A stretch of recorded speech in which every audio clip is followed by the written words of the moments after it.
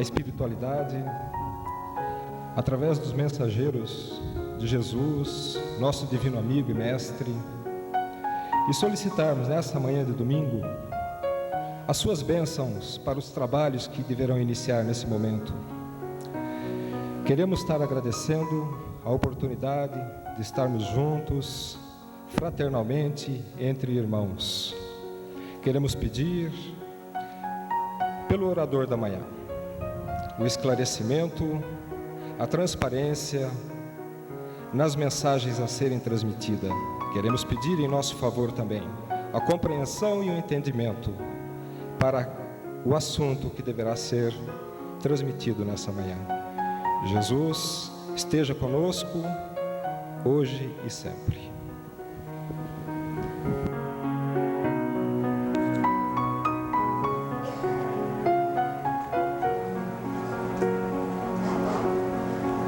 Que Jesus nos abençoe a todos.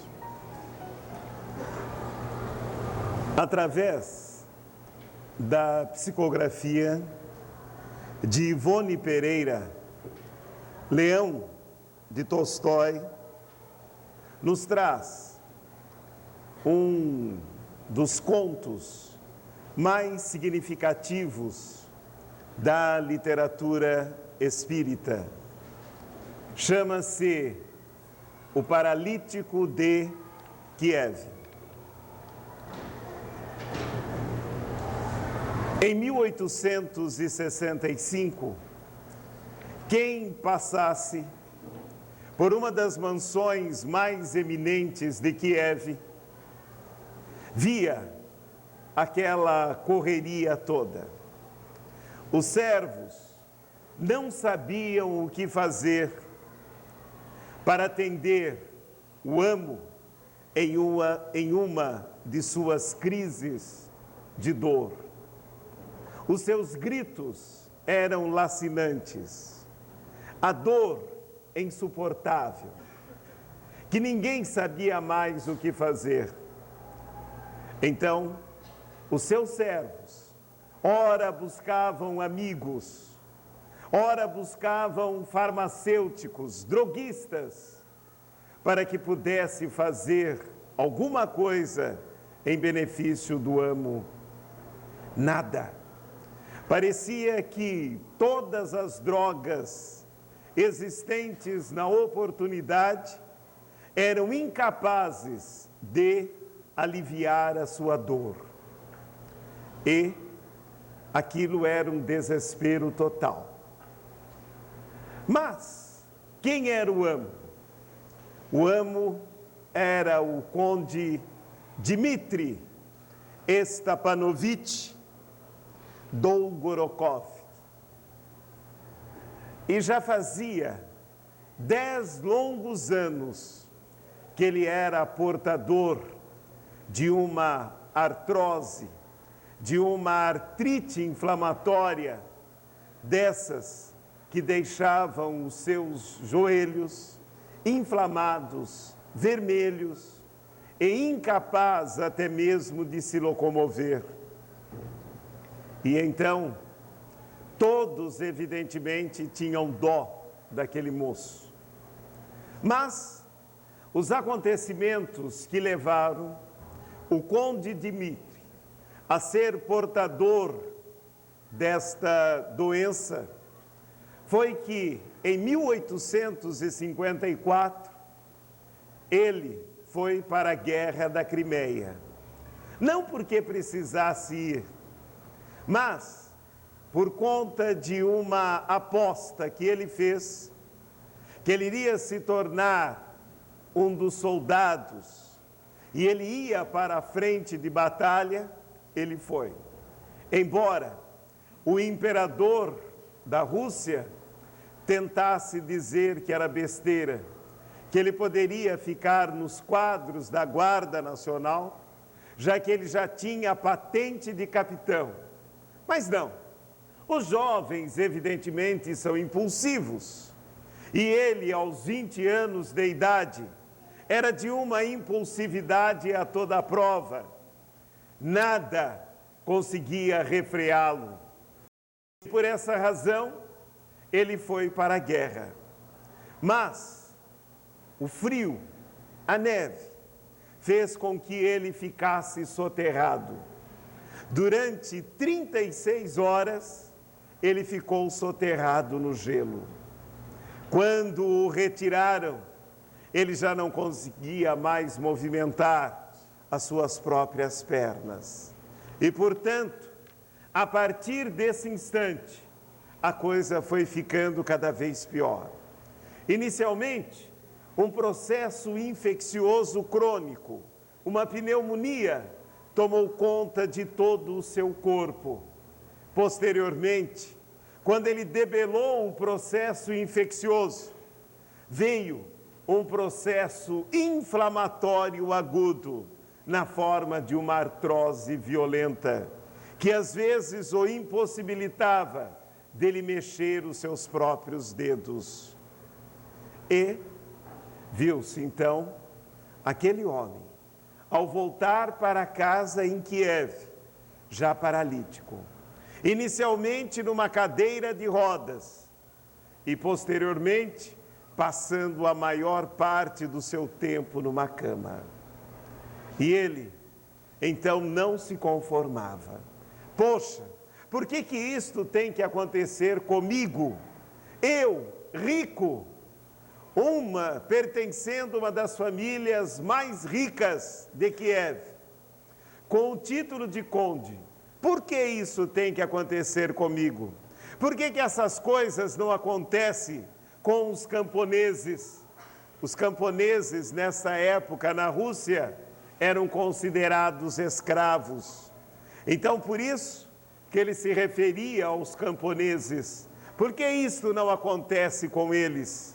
Eles não têm nenhuma capacidade de gozar a vida.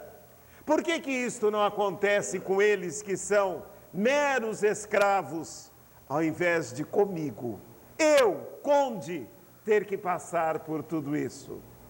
E, por conta disso, as blasfêmias contra Deus, contra aqueles que o serviam, era muito comum ouvir da sua boca.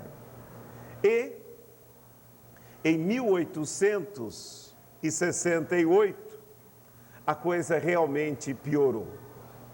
1868 foi marcante, porque a partir desse dia, qualquer movimento mais grosseiro que ele tentava realizar com os membros, o sofrimento era atroz, era muito mais violento.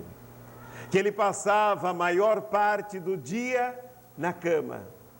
Ele tinha que ser carregado para tudo, para qualquer necessidade. E ele tinha aqueles que o serviam 24 horas por dia. Mas diz que quando acontece alguma coisa ruim, já diz o sarjão popular, de que ela nunca vem sozinha. E realmente, em 1869, a sua mãe começa a piorar. Ela que nunca tinha nada, de repente, uma doença aguda, inexplicável, levou a condessa para a cama. E em 1870, ela desencarnou. Aí, as coisas se tornaram mais cruéis, porque ele estava habituado a ter o carinho da sua mãe, a ter a sua palavra amiga, a ter ela como companheira. Quando as dores se tornavam mais atrozes, a primeira pessoa que ele gritava, mesmo que fosse de madrugada, era pela sua mãe. E a sua mãe, com aquele carinho especial, com aquele desvelo, ia ver o que é que podia fazer pelo filho. O interessante é que, às vezes, a sua mãe trazia uma simples xícara de chá, mas parece que aquele chá tinha um forte anestésico, porque depois de ingerir o chá, ele acabava dormindo horas e horas seguidas. Outras vezes, bastava a sua mãe entrar no seu quarto e fazer uma simples prece que pedia para ele acompanhá-lo. Ao que ele dizia sempre: não, isso não é importante, de nada vale. Mas bastava sua mãe rezar, orar junto dele, ele sentia um alívio das suas próprias dores. Mas, mesmo assim, ele não valorizava tanto a sua mãe, porque ele achava que a mãe estava do seu lado simplesmente para servi-lo. Mas depois que ela desencarnou, ele passou a valorizar ainda mais. Quando ele teve a sua primeira crise e gritou: mãe, minha mãe, não apareceu ninguém. Aí ele viu que ele estava mais só do que nunca, naquela mansão grande demais para que só ele habitasse. Aí ele sentiu também o quanto era importante ter uma mulher do seu lado, uma mulher que sabia falar doce, que sabia falar de amor. Nós, evidentemente, homens, na maioria das vezes, não valorizamos a mulher que temos ao nosso lado. Aliás, a sociedade brasileira é uma sociedade eminentemente machista. Então, por essa razão, nós homens somos como Dmitri. Não sabemos valorizar aquilo que temos ao nosso lado. Não damos valor nenhum. Na maioria das vezes, casamos em regime de escravização da mulher. Achamos que a mulher está ali simplesmente para nos servir. E nós fazemos dela realmente a nossa escrava. E ainda tem aqueles que chegam em casa e dizem: olha, eu quero almoçar 12h30. E se o almoço não estiver pronto às 12h30?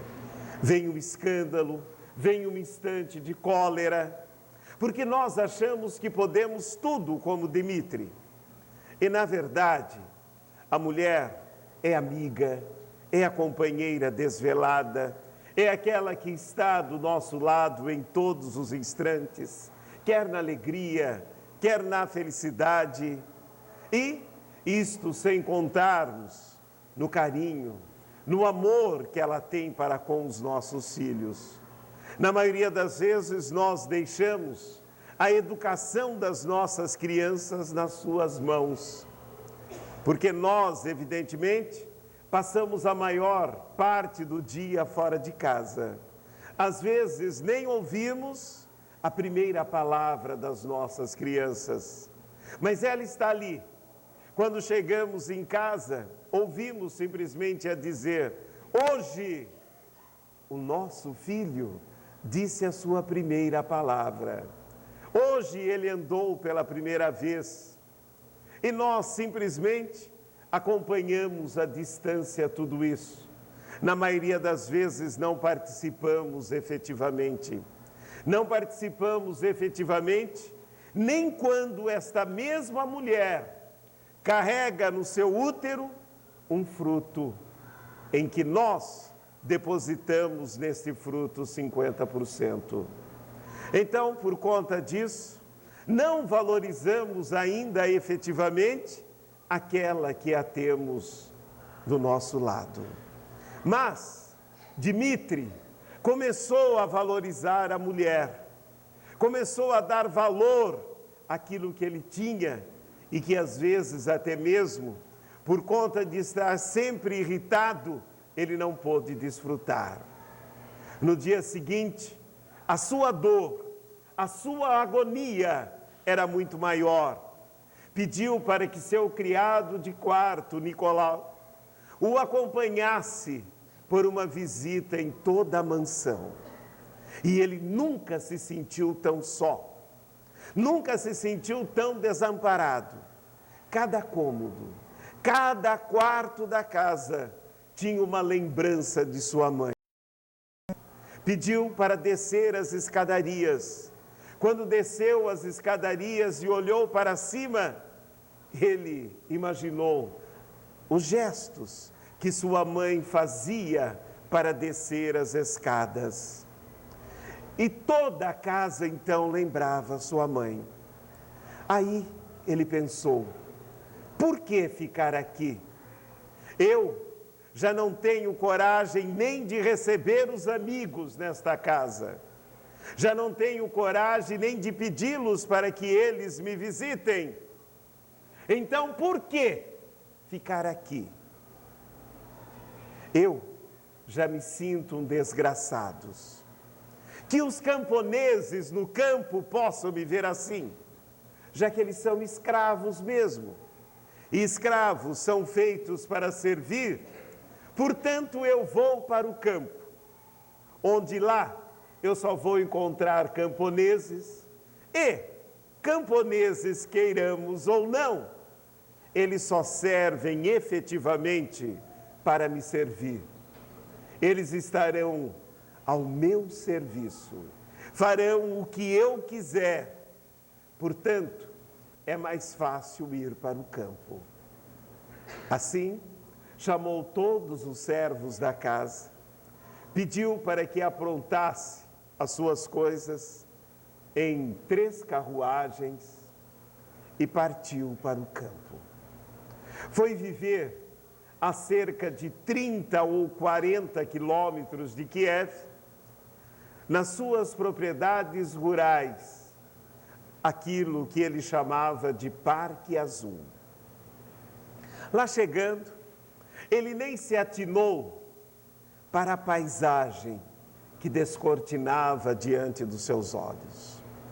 O Parque Azul era algo belíssimo, mas tudo isso passou desapercebido.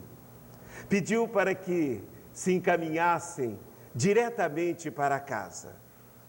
Lá, ele se instalou e ficou com poucas pessoas, cozinheira, lavandeira e mais alguém para cuidar dos seus serviços de quarto. E é claro, com o Nicolau ao seu lado. Porque o Nicolau era alguém que já estava habituado a servi-lo.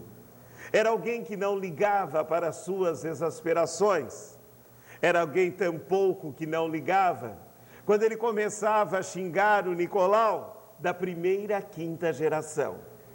Era alguém que tinha um carinho especial por ele. E por essa razão, ele não dispensava o Nicolau jamais. Todos trocavam, porque não suportavam. As cozinheiras eram trocadas a miúde, porque se alguma coisa não estivesse a contento, uma simples refeição com um pouco de sal a mais ou a menos já era motivo para ele fazer um escândalo e não querer mais a sua comida. Então tudo tinha que estar ao seu contento, como se as pessoas tivessem que adivinhar. Assim era Dmitri. E no campo não foi muito além disso. A única pessoa no campo diferente é que sua mãe deixou a administração da casa do campo aos cuidados de uma moça, Melânia. E essa moça, ela tinha sido criada pela condessa. Sabem por quê? Porque o irmão do administrador atual fez com que a propriedade crescesse tanto, desse tantos lucros financeiros, que ela mesma afirmava: não existe em toda a Rússia um administrador mais fiel do que este, e eu sou-lhe grata. E tanto é que foi grata, que quando ele morreu, vitimado por uma pneumonia, ela não teve dúvida. Pegou a sua única filha, tomou aos seus cuidados, educou-a, ou mandassem que a educasse. Se tornou alguém de fino trato, que mais parecia uma nobre do que propriamente alguém, filha simplesmente de um administrador rural. Mas Dmitri a tratava também como se fosse a sua escrava. Para ele era simplesmente alguém mais refinado, mas não deixava de ser escrava, já que era filha de um camponês, e ele tratava todos os camponeses como escravos, como sendo alguém simplesmente colocado para servi-lo. E um dia, quando o frio e a neve estavam muito mais violentos, acompanhado de tempestades de chuva, Melânia entra na sala e lhes diz: o administrador Fedor precisa conversar contigo. Ao que ele responde: desde quando eu preciso de um embaixador como você para receber o meu administrador? Mas, excelência, trata-se de um problema relacionado com o trigo e o centeio mandado para a Suécia. Ao que ele ficou interessado: mande-o entrar. O administrador entrou, cumprimentou, desejou-lhes boas melhoras, saúde, e ele nem respondeu. O que tu queres? Se quiseres falar comigo, anda logo. Eu estou com pressa. E o administrador diz: eu bem que avisei, excelência, não convinha nós exportarmos o feno, o trigo e o centeio para a Suécia. Agora, ao chegar lá, o preço que eles querem nos pagar está muito aquém daquilo que desejaríamos. Nós vamos ter um prejuízo de cerca de 50%. Mas, como tudo já está lá, é melhor nós arcarmos com esse prejuízo do que mandarmos tudo de volta. Ele, por exemplo, não entendia nada de administração, não entendia nada de negócios, mas, ouvindo sugestões desarruadas a respeito do assunto, ele disse que iria agora ele mesmo exportar o trigo e o centeio. E foi um desastre total. Mas ele não podia dar as vistas para um servo, um escravo, de que o administrador estava com a razão. Então, ele começou a blasfemar, começou a xingar, pegou o livro que estava lendo e atirou contra a parede. Do seu lado estava um carrinho de chá com bolachas, coisas que ele gostava, pois ele deu um murro no carrinho de chá e tudo se espalhou. Mas, depois de 1 hora de conversação, ele mesmo ouviu as observações do seu administrador e achou melhor deixar realmente tudo na Suécia e arcar com os prejuízos. Só que, junto com o administrador, tinha entrado um garoto de 10 anos. Ele nem tinha se apercebido da presença do garoto, pois o garoto, ele sempre tinha curiosidade em saber quem era o patrão do seu pai. Ele tinha uma curiosidade, porque ele achava que o patrão deveria ser um dos indivíduos lindos, maravilhosos, deveria ser um indivíduo com uma cultura muito grande. E, Para o garoto, aquilo foi uma decepção completa. Mas ele ficou ali. Ao terminar a conversação, o garoto levantou a voz e disse em bem alto som: madrinha, o garoto era afilhado de Melânia. Madrinha, eu nunca pensei que um homem que fosse dono de todas essas terras pudesse ser tão cruel para com o meu pai.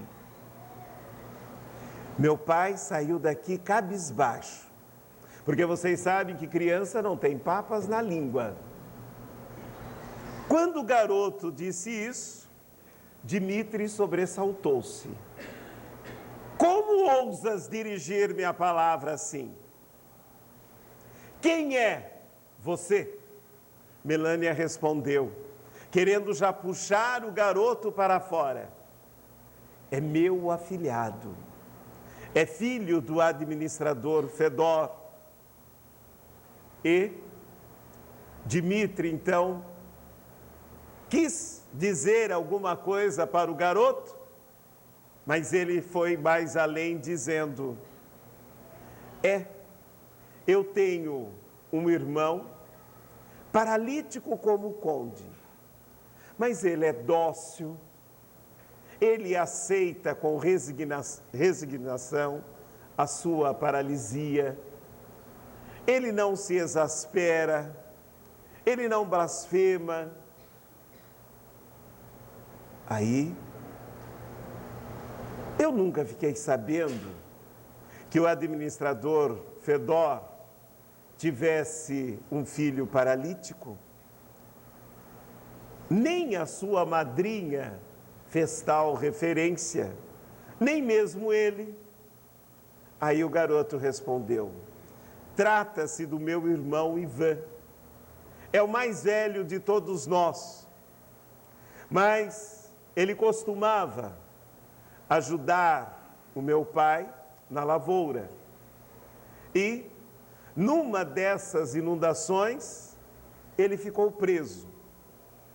E depois, ao desvencilharmos da lama, ele já estava com as pernas paralisadas. E a partir daí, a coisa só piorou. Hoje, ele tem a espinha dorsal totalmente comprometida. Por essa razão, ele já não pode ficar nem numa cadeira de rodas. Ele só movimenta levemente os braços e fala. Às vezes, ele conversa conosco mais pelos olhos, porque ele tem dificuldade até mesmo para expressar as suas ideias. Aí, o garoto, sem se despedir, sem desejar melhoras, sem desejar votos de boa saúde, que era comum todos fazerem, simplesmente saiu junto com a madrinha. A madrinha, nessas alturas, queria degolar o garotinho. Como você ousas falar assim com o conde? Ele é uma excelência. Jamais podemos dirigir a palavra a ele assim. Aí o garotinho, não sei, eu já fiz mesmo. Não dá para voltar atrás. Mas também pudera falar assim com meu pai. Madrinha, viu como meu pai saiu daqui cabisbaixo? Ele nem sabia o que fazer com o chapéu que ele tinha nas mãos. Tal o seu desgosto, tal a maneira como ele foi humilhado. E humilhado pelo patrão, pelo conde. Engraçado, O meu pai sempre diz que ele é o responsável por manter a fortuna do próprio conde. Que se ele não administrar as terras direito, ela não rende nada. E por quê que ele o trata tão mal? Aí a madrinha: fica quieto, garoto, ele ainda pode estar te ouvindo. Vamos para casa. E pegou-o simplesmente pela sua mão e o levou para casa, que distava a cerca de 3 quilômetros da casa principal. E o pai já tinha ido. Ele tinha esquecido até mesmo que ele tinha levado o filho. Por essa razão é que a madrinha foi acompanhá-lo. Mas,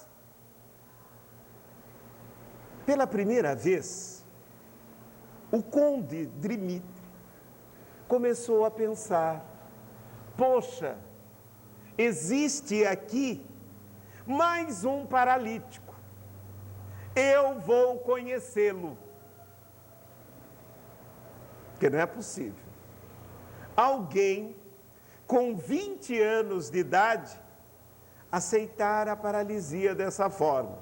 Bom, mas ele aceita porque ele é escravo. Ele não conheceu nada da vida, não conheceu o poder do dinheiro, não conheceu os salões de festas, não teve as mulheres que eu tive na vida. Por essa razão é que ele deve aceitar tudo. Aí ele, no dia seguinte, mandou que aprontassem a sua carruagem e dirigiu-se para a casa do administrador. Chegando lá, pediu licença e entrou no quarto onde estava o Ivan. E,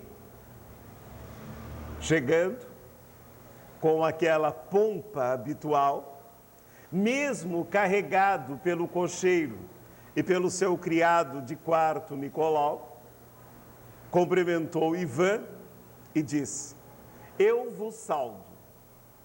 Eu não sabia da sua existência, mas parece que somos companheiros de infortúnio. Pelo menos, nós temos dificuldades para andar. É claro que para você é mais fácil aceitar tudo, porque nós estamos em campos opostos. Eu tenho tudo, você não tem nada.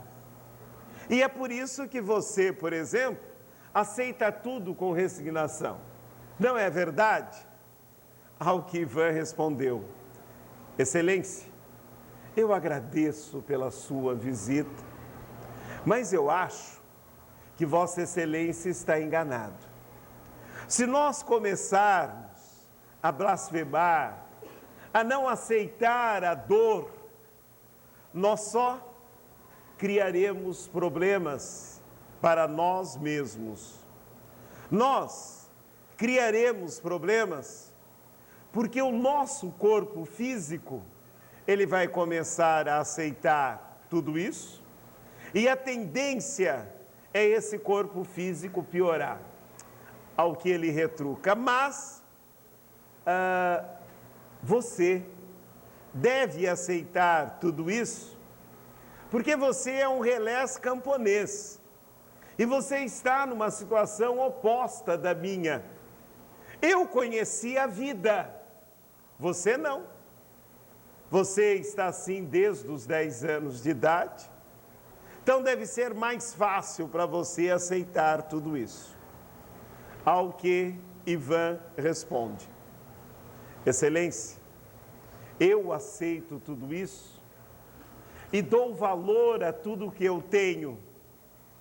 Existem 5 pessoas que não desvelo em atender-me em todas as minhas necessidades. Existem, portanto, 10 mãos que se colocaram ao meu serviço. E eu não sei nem como pagar tudo isso.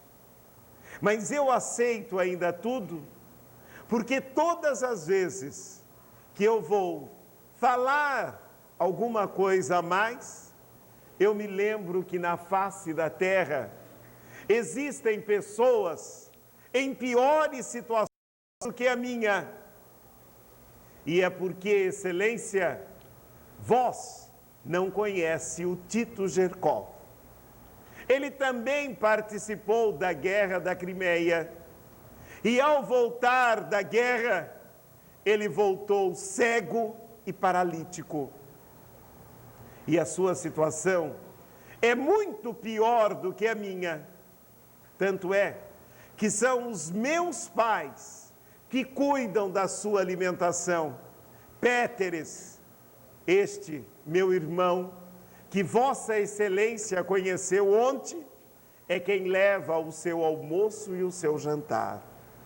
E ainda, Péteres é obrigado a lhe dar o jantar, o almoço, na sua própria boca.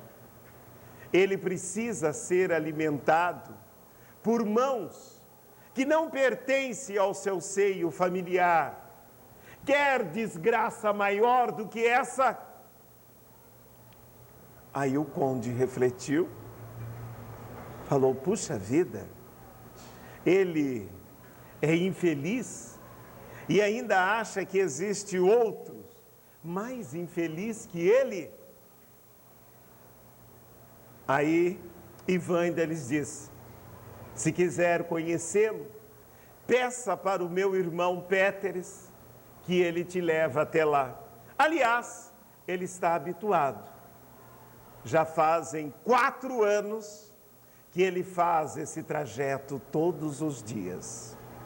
Quer esteja frio, quer esteja calor, ele se diz que essa tarefa era dele. E ele não deixa ninguém fazer por ele. Desde quando ele tinha 6 anos de idade, ele tomou tal afeição pelo Tito Gerkov, a tal ponto de chamá-lo de tio. Então ele te leva até lá. O conde, então, tirou 40 rublos da carteira e deu para Ivan. Ao que Ivan retrucou, conde, eu não preciso de nada, mas eu vou agradecer pela sua benevolência, porque a minha irmã mais nova, ela quer uma boneca. Então chamou a sua mãe e disse, mãe, compre a boneca que Larissa sempre quis e que nós não demos. Compre para ti, para o papai e para os meus irmãos agasalhos. E ela diz, filho, e para ti? Mãe, eu não preciso de nada, me basta o teu amor e o teu carinho. Aquilo sobressaltou mais ainda o conde. Como é que alguém paralítico iria rejeitar 40 rublos? Mas ele ficou quieto, olhou para Péteres e disse, vamos até a casa de Tito Gerkov. E o garoto o acompanhou. Ao chegar na casa de Tito Gerkov, a desolação era completa. A casa estava caindo aos pedaços. Paupérrima, miserável. E ele pensou, poxa, o indivíduo que vive nesta casa deve realmente ser um desgraçado. E entrou. Junto da lareira, coberto, limpo, estava um senhor. E ele se fez ouvir, amparado pelos seus 2 servos. Tito, eu estou te visitando. E fiquei sabendo através de Ivan que nós somos companheiros de infortúnio. Nós somos paralíticos. E ti ainda é pior. porque tu és cego. Ao que Tito responde: mas a minha cegueira não é tão intensa assim. Olha, como a tua cegueira não é tão intensa assim? Vós, está conseguindo enxergar-me? Está conseguindo ver? Ao que Tito responde: não, eu não o vejo, excelência. Mas, engraçado, eu tenho a luz do Evangelho de Cristo dentro de mim. E tendo a luz do Evangelho, eu aceito o meu sofrimento tal qual é. Eu, por exemplo, não procuro exasperar-me. Agradeço a Deus todos os dias por esse infortúnio, porque eu sei que eu estou pagando por algo. Eu ainda não sei o que é. Porque se assim não fosse, eu, por exemplo, não estaria nessa situação. Porque Deus não condena ninguém. E eu entendo toda esta minha situação. Eu, por exemplo, agradeço às pessoas que aqui vêm. Agradeço ao Péteres por vir aqui trazer meu alimento. Aí que o garoto diz: tio Tito, eu estou aqui. Ele falou: eu já sabia. Eu te sei, até mesmo pelos teus passos. Eu já te conheço. Então, por essa razão, este garoto, a senhora que vem fazer a limpeza aqui, pessoas que realmente me sustentam nessa vida. Por que não agradecer a Deus por isso? Ao que o conde começa a pensar: bom, esse deve ser louco de vez. Aceitar toda esta situação calamitosa. E ainda, Tito vai mais longe. Eu aceito a minha situação, porque quando eu penso sobre ela, eu vejo que existem pessoas em situação pior do que a minha. Elias Peteroff é um deles. Cego, surdo, mudo, paralítico e ainda mais, obrigado a viver com uma mãe que não o ama. Ao que o conde retruca: nas minhas terras tem mais um paralítico. Ao que Tito responde: sim, excelência, mais um. Aí o conde tira 80 rublos da carteira e diz: estou lhe deixando 80 rublos. Faça deles o que quiseres. Tito chama o garotinho Péteres e diz: Péteres, toma os 80 rublos. Sabe, a Maria Kravisnovics, que vem aqui fazer a limpeza desta casa, ela reclama que o inverno está rigoroso e está lhe faltando agasalho para si, para o seu marido e para os seus filhos. Vá lá, dê-lhe esse dinheiro a ela e mande ela comprar agasalhos para todos. Junto comigo, às vezes, um mendigo vem dormir aqui à noite. Pelo seu andar, eu sinto que suas botas já estão gastas. Diga para ela comprar novas botas de inverno para ele também.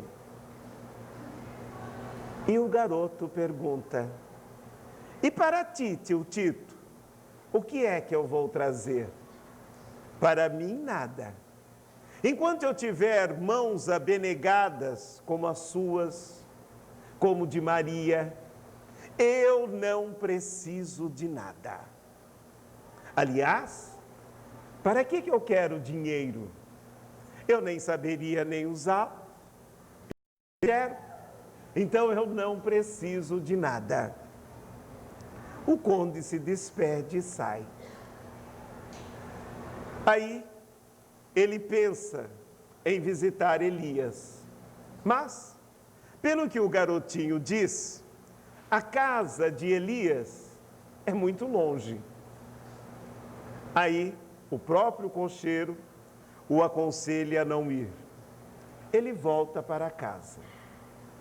E, no caminho de volta para casa, pela primeira vez, ele lembra da sua mãe. E uma das coisas que sua mãe tinha o ensinado a fazer quando criança é orar pelos menos favorecidos. Pela primeira vez, ele pede por Tito, porque ele sentiu que aquele homem sozinho, sem carinho, vivendo evidentemente de mãos alheias, era um verdadeiro desgraçado.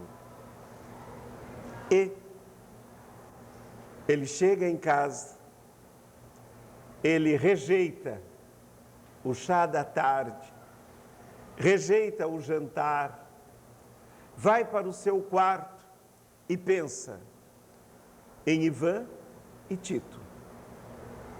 No dia seguinte, ele levanta. Logo cedo, ele quer conhecer Elias Peterov.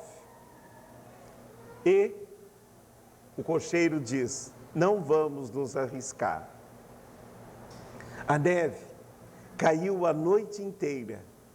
A estrada está escorregadia. Vamos deixar que pelo menos ela se dissipe um pouco para nos aventurarmos. Seria melhor nós irmos logo após o almoço. E assim fizeram. Logo após o almoço, ele foi visitar a casa de Elias Peterov.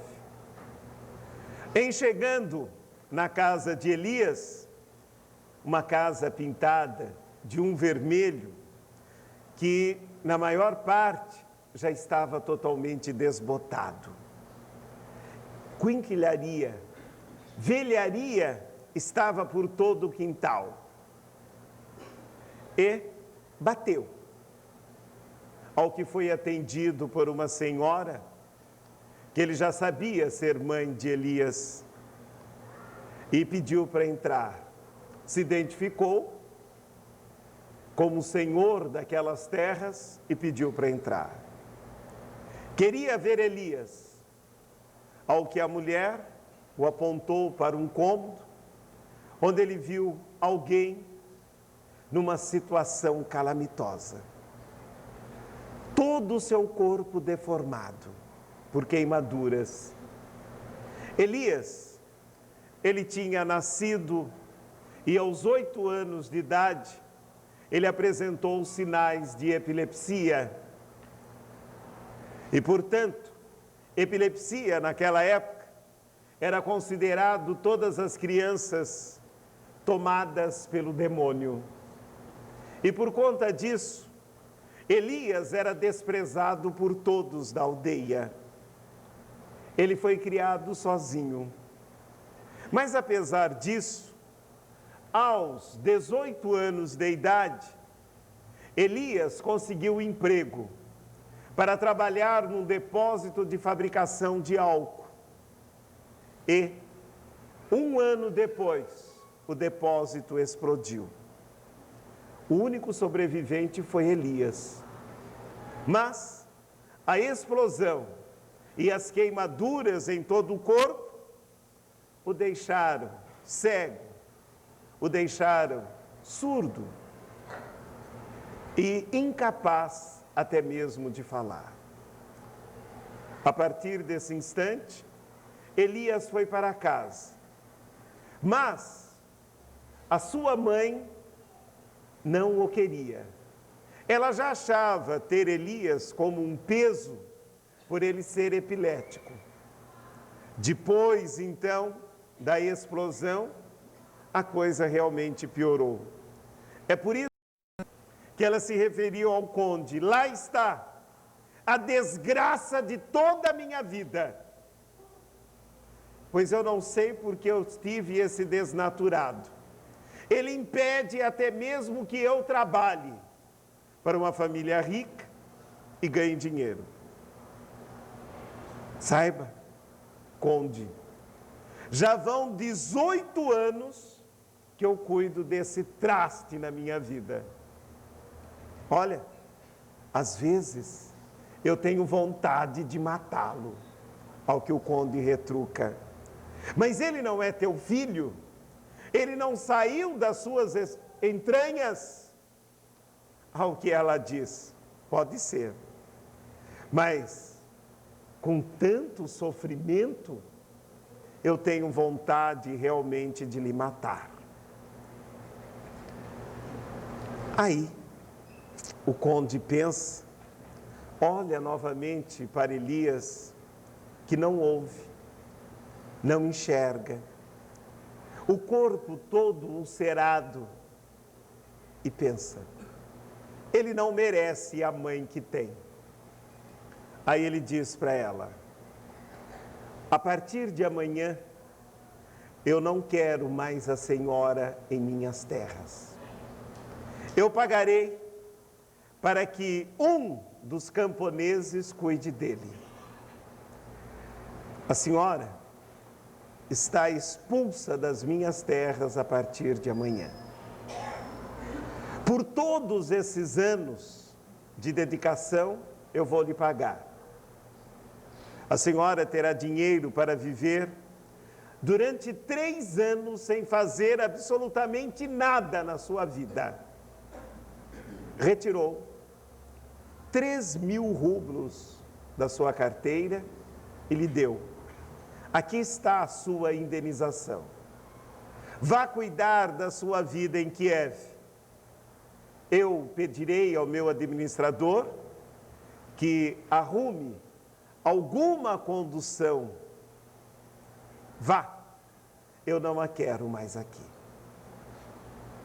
E, antes dele se retirar, a mulher olhou para ele e falou: conde, saiba que eu sempre tive vontade de fazer como fez a mulher do droguista.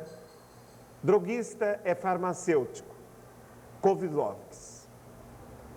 Ela não aguentou o marido e suicidou-se. Ainda bem que vós está arrumando um novo rumo para a minha vida, e eu vou aproveitar. Daí, ela ainda lhes diz: conheceu o droguista, não é? Ao que o conde retruca: não, pois ele é paralítico, como o senhor. Aí o conde teve vontade também de conhecer o droguista. Fez algumas indagações, conseguiu saber onde residia, e lá foi ele visitar o droguista.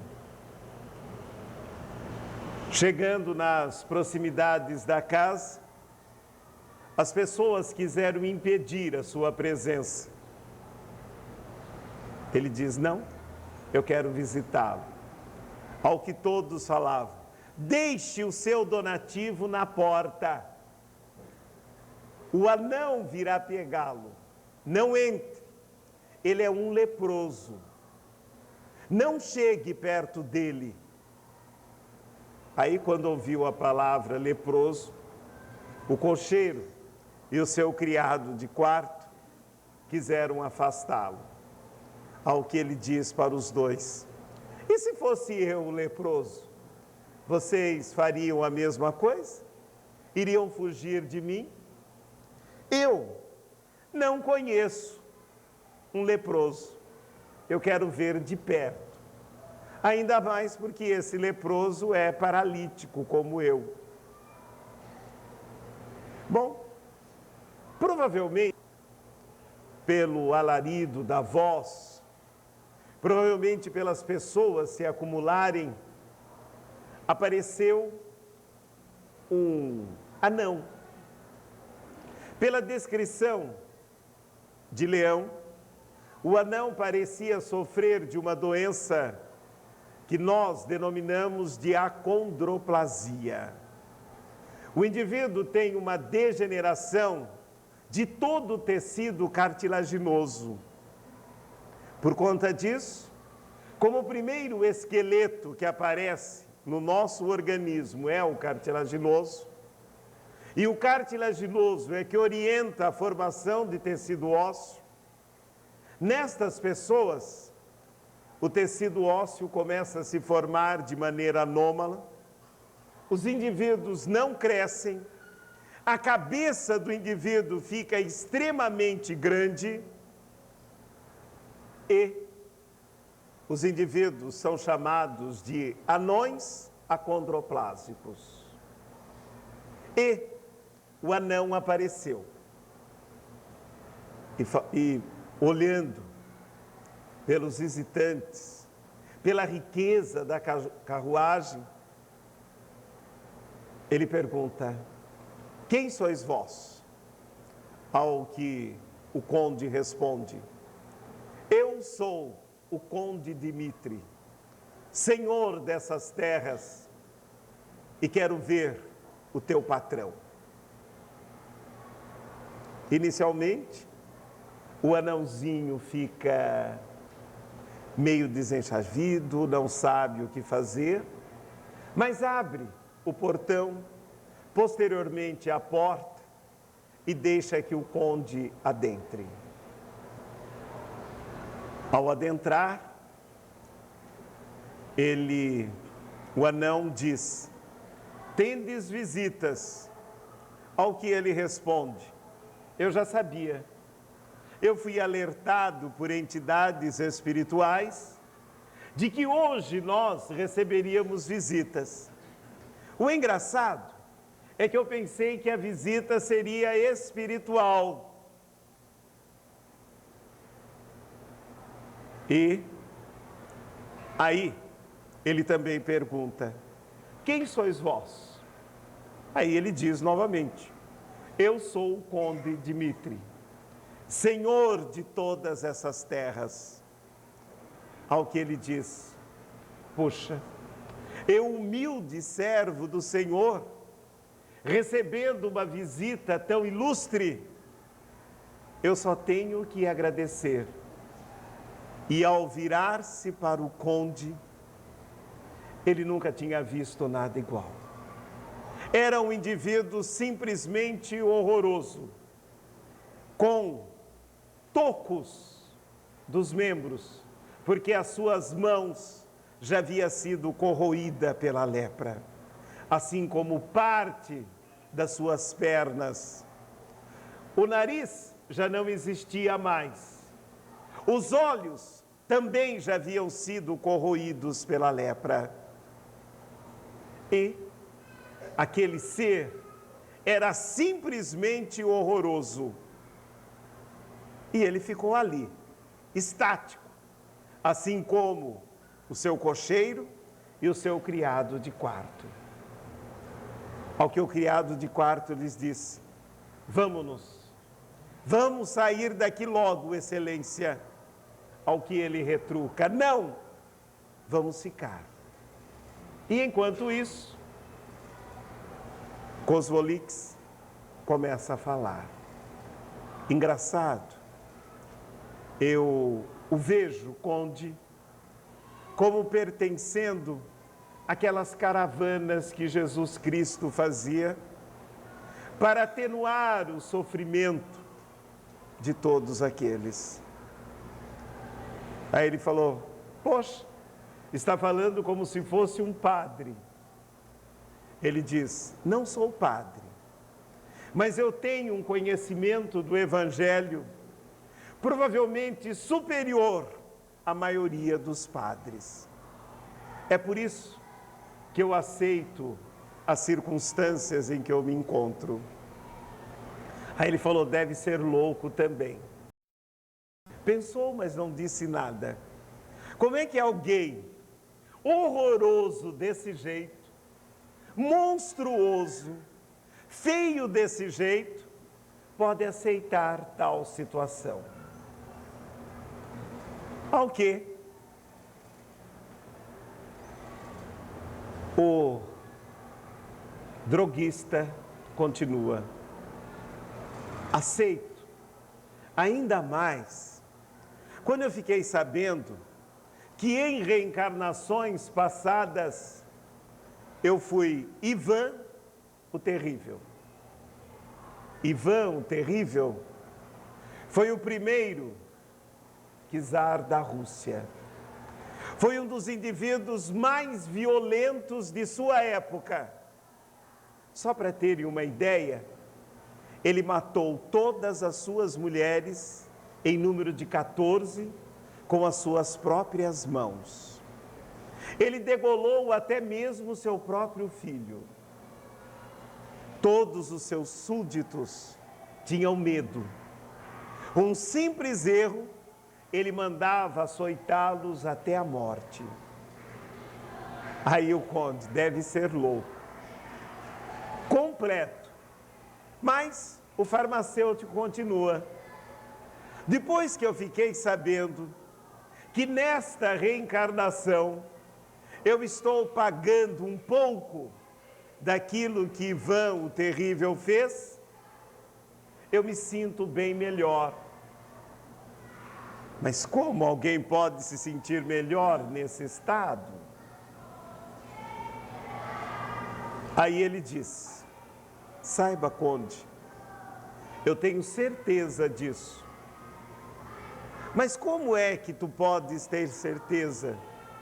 Porque veja, Ivan o Terrível, todos dizem que era um dos indivíduos mais belos que a natureza já fez. Eu nasci com esta beleza. Todos, inclusive, me chamaram já de o ser mais belo desta aldeia. E hoje, veja você o que a lepra fez comigo. Todos os indivíduos afirmavam que Ivan o Terrível matou a todos com as suas próprias mãos. Eu não as tenho mais. Todos afirmavam na história que Ivan o Terrível cegou muitas pessoas. A lepra já me cegou. Mas antes dela me cegar, eu pude me nutrir com o Evangelho do Cristo. E hoje, como eu não posso mais ler o Evangelho, a que todos chamam o anão, tem servido de meus olhos. E então, ele diz: eu ainda posso me nutrir, principalmente agora, quando Allan Kardec publicou, através de orientação espiritual, o Livro dos Espíritos. Provavelmente eu e Alexandre Aksakov somos os primeiros russos a tomar contato com a doutrina da imortalidade. O que sou, de onde eu vim, para onde eu vou, para tudo isso eu encontrei uma resposta.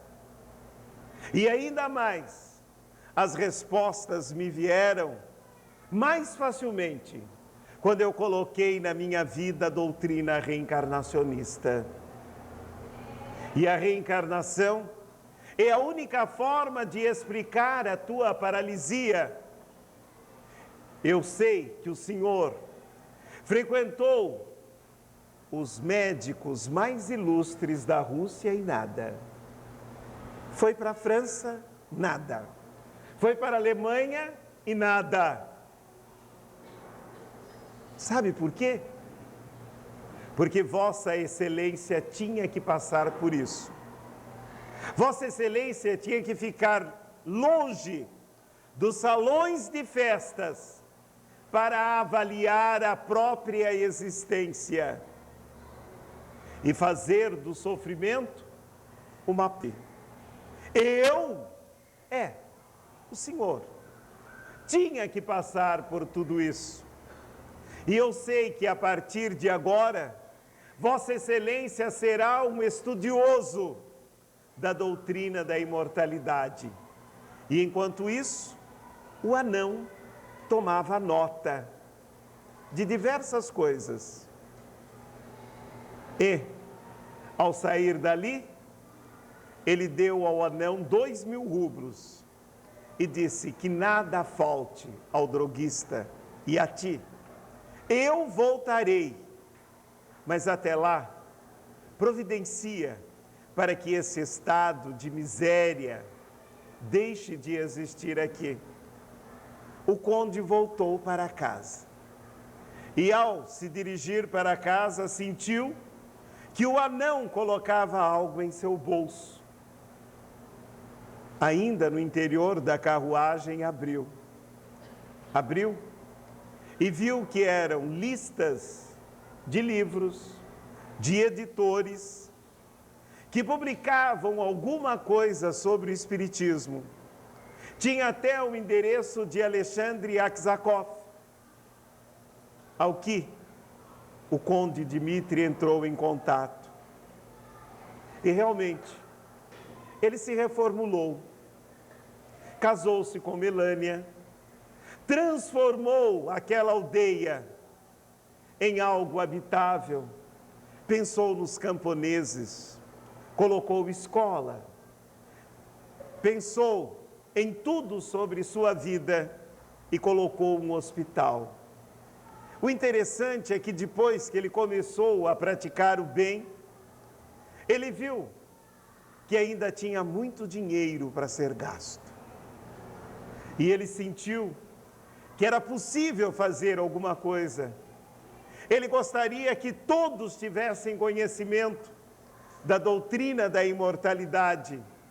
E ao discutir isso com Melânia, sua esposa, ela lhes diz: não podemos fazer isso, mas podemos começar a transformar tudo isso, ministrando aos nossos camponeses o Evangelho de Jesus.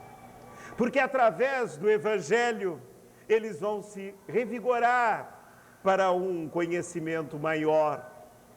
Assim estamos todos nós hoje. Hoje, nós somos capazes de clamar por socorro em virtude dos acontecimentos que nos assolam. Nós somos capazes de gritar ainda de dor, mas é uma dor não física, é uma dor agora que afeta os nossos ânimos. Quando nós vemos aquele indivíduo ainda jovem se encaminhando para o caminho das drogas, quando nós sentimos aquele familiar completamente desamparado, vítima do álcool, e gritamos por socorro, ao sentirmos que o nosso lar não é aquilo que desejaríamos que ele fosse, mas nós sentimos também uma força maior, uma força gritar dentro de nós, que nós podemos ser o modelo cristão de tudo isso. Nós podemos levar para aqueles que nós julgarmos mais infelizes do que nós, a nossa maneira de ser, a nossa maneira de agir, a nossa maneira de enfrentar o mundo, a nossa maneira de ser solidário, a nossa maneira de amar, porque o amor é a alavanca que move o mundo. E não precisamos ir muito além para observarmos indivíduos que vivem ainda na obscuridade, que vivem ainda no descrédito de tudo. Vamos levar para esses indivíduos a luz. Querido Mestre Jesus, Te agradecemos, Senhor, por estarmos aqui. Te agradecemos, Senhor, pela paz que invade os nossos corações. Te agradecemos pela música que nos aproximou mais ainda de Ti. Te agradecemos, Senhor, por segurar-nos na mão de Deus quando sofremos. Jesus, hoje já nos tornamos melhores e é por isso, Senhor, que agradecemos pelos nossos pés, que nos levam onde quisermos. Te agradecemos pelas nossas mãos, mãos que acariciam, mãos que doam, mãos que abençoam. Te agradecemos, Senhor, pelos nossos olhos que é capaz de apreciar a beleza da natureza, que é capaz de ver o sofrimento estampado nos olhos. Te agradecemos, Senhor, por nos dar um coração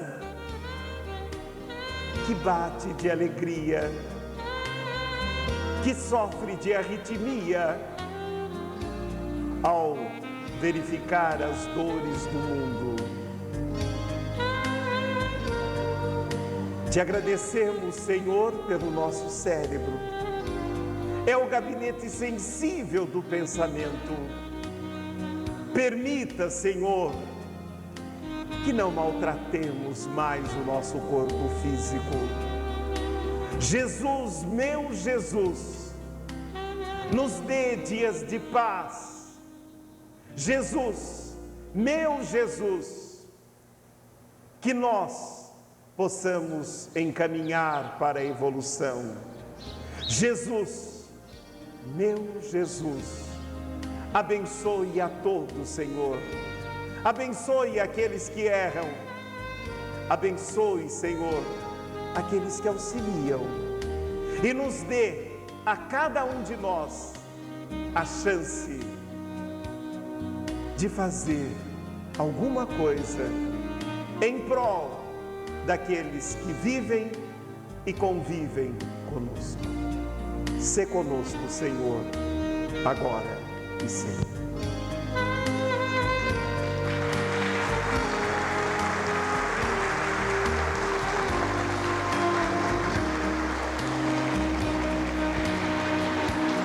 Então, vamos a mais um recadinho aqui.